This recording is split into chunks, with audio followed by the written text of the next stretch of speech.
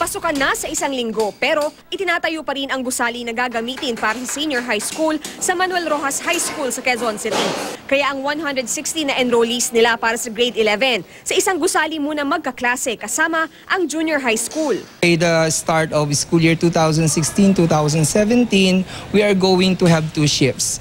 Ang isa sa problema raw sa ngayon, mula sa mga nag-graduate ng grade 10 noong March, nasa 30 estudyante pa ang hindi nag-enroll sa grade 11. Dahilan ng ilan, kakulangan sa pera.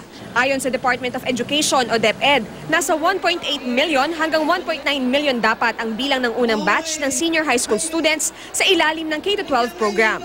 Pero sa datos ng DepEd, as of June 4, nasa 303,722 grade 11 students pa lang ang naka-enroll sa mga public senior high school. Na yung mga numero po nating nakikita sa ngayon ay hindi pa po yan yung final number of enrollees natin sa ating public senior high school at patuloy pa po tayong kumakalap ng mga impormasyon dahil ongoing nga po ang enrollment sa lahat po ng ating mga senior high school system. Well, until June 13, we're going to accept enrollees. So more or less, we could tell you by June 13. This is only reported by half of the schools. Because of the online kami kasi. So, naghahanap yung ating mga grade 11 schools ng window kung saan nila masisend. No? Ang League of Filipino Students nagbanta ng nationwide walkout sa June 13, unang araw ng klase bilang pagtuligsa sa K-12 program.